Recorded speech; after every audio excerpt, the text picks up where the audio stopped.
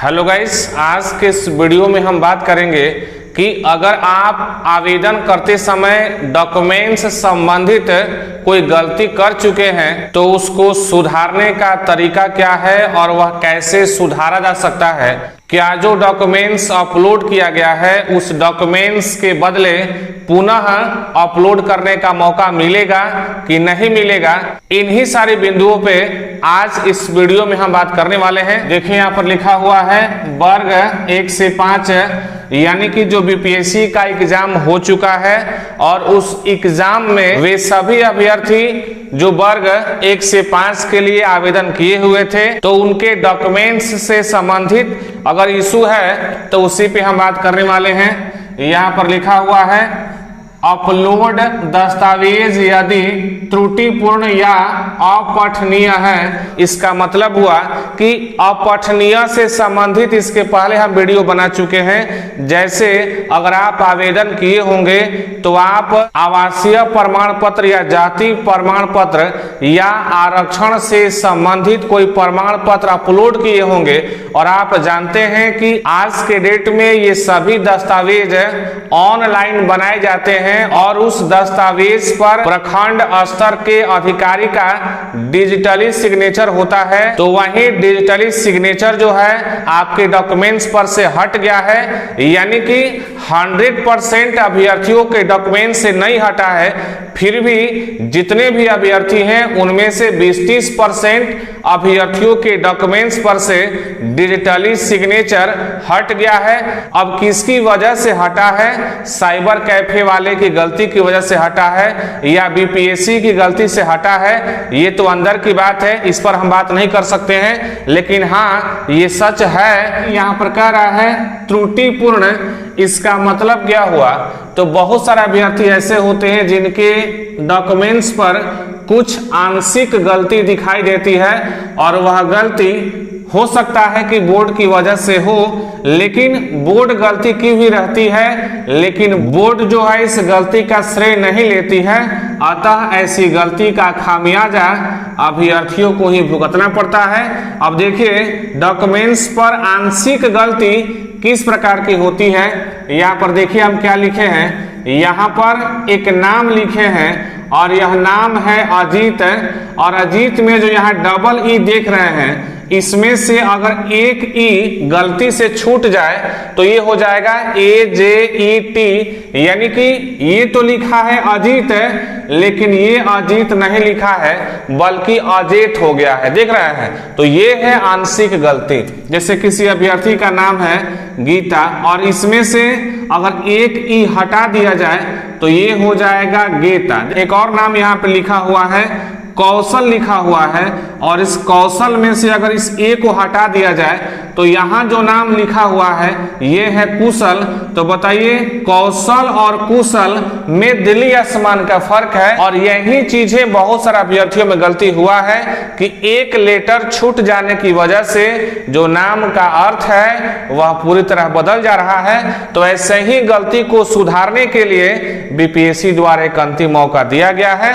अंत तक बने रहिएगा, सारी प्रक्रिया सारी विधि हम बताने वाले हैं। यहाँ पर लिखा हुआ है दिनांक 21/9/23 से 25/9/23 तक अपलोड, यानी कि जो पुनः डॉक्यूमेंट्स अपलोड करने का मौका दिया गया है वह मौका जो है इसी तिथि तक अपलोड किया जा सकता है। नीचे लिखा हुआ है बीपीएससी के वेबसाइट पर अपने लॉगिन आईडी और पासवर्ड से लॉगिन करके, इसका मतलब हुआ कि जो आप डॉक्यूमेंट्स पुनः अपलोड करेंगे तो सवाल यही सामने आता है कि क्या पुनः जो डॉक्यूमेंट्स अपलोड करना है उसको कहां करना है? तो बीपीएससी के वेबसाइट पर ही, जिसे आप पहले से जानते हैं या अगर नहीं जानते होंगे, अगर आपको अपलोड करना है तो साइबर कैफे में जाएंगे। साइबर कैफे वाले आसानी से आपके डॉक्यूमेंट्स को आपके लॉगिन आईडी और पासवर्ड का प्रयोग करके और आपका डॉक्यूमेंट्स आसानी से अपलोड कर सकते हैं। यहाँ पर लिखा हुआ है अपलोड दस्तावेज की छाया प्रति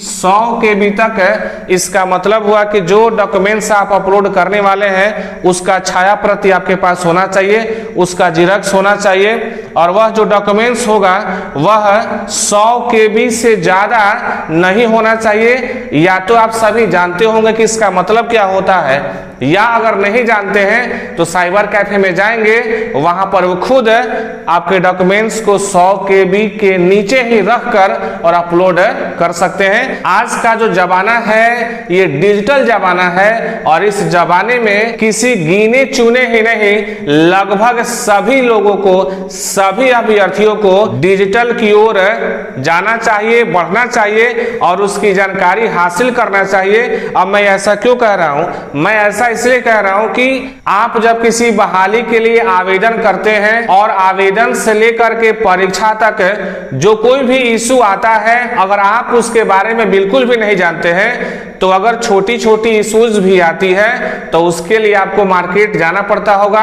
या साइबर कैफे में जाना पड़ता होगा।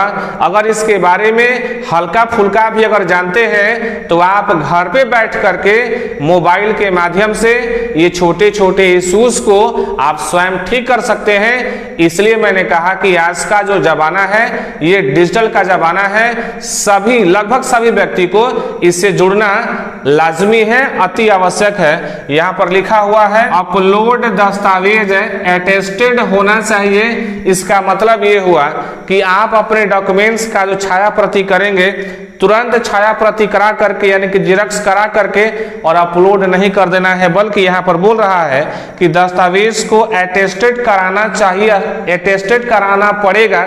अब अटेस्टेड का मतलब क्या हुआ कि जो भी आपके पास छाया प्रति होगा उस छाया प्रति को किसी उच्च अधिकारी से साइन मोहर कराना पड़ेगा, उसके बाद आप उसको अपलोड कर सकते हैं। तो बीपीएससी द्वारा उसकी मान्यता दी जा सकती है, अन्यथा उसको रिजेक्ट किया जा सकता है। अब सवाल यही है कि आखिर अटेस्टेड जो है किस अधिकारी से करा करके, किस व्यक्ति से करा करके और अपलोड करना है।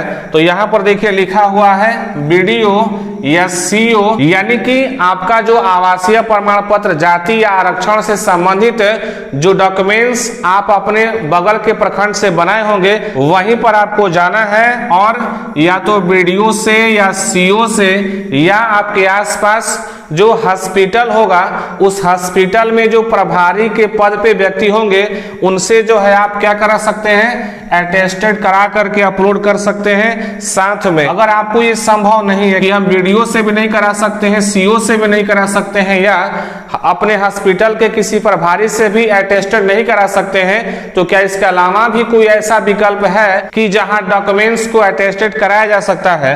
तो एक यहाँ और सबसे आसान मौका है, यहाँ पर लिखा हुआ है या हाई स्कूल या इंटर कॉलेज के प्रधानाध्यापक। अब मान लीजिए आप जिस जिला से बिलोंग करते होंगे, जिस जगह से बिलोंग करते होंगे, आपके आसपास जो हाई स्कूल होगा या जो इंटर कॉलेज होगा उस स्कूल या कॉलेज के जो प्रधानाध्यापक होंगे वहां पर भी आप जा सकते हैं और उनसे अटेस्टेड करा करके और डॉक्यूमेंट्स को अपलोड कर सकते हैं। हमको लगता है कि आपके लिए सबसे आसान और सरल होगा। नीचे लिखा हुआ है पदाधिकारी का नाम, पद नाम, पद स्थापन का स्थान और मोबाइल नंबर।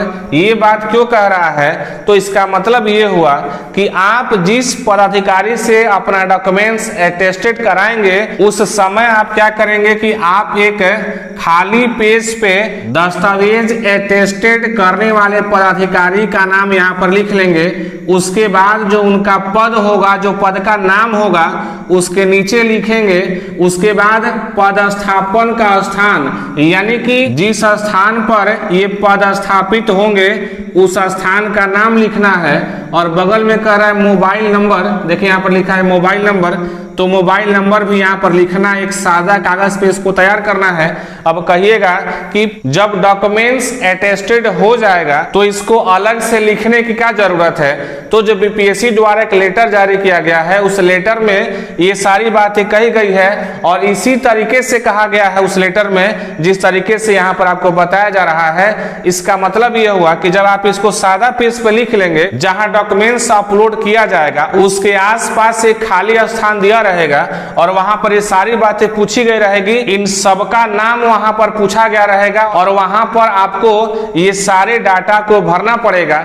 इसीलिए एक पेज पर अटेस्टेड कराते समय उनका सारा डाटा आपको लिख लेना है। इस तरीके से आपके डॉक्यूमेंट्स में अगर कोई त्रुटिपूर्ण है या अपठनीय है तो उसको आसानी से सॉल्व कर सकते हैं। इस समस्या का समाधान इस तरीके से आप कर सकते हैं। तो ये थी आपके लिए कुछ महत्वपूर्ण जानकारी। तो अब आपसे मिलते हैं अगले वीडियो में इसी तरह के एक नए और अच्छे कंटेंट के साथ।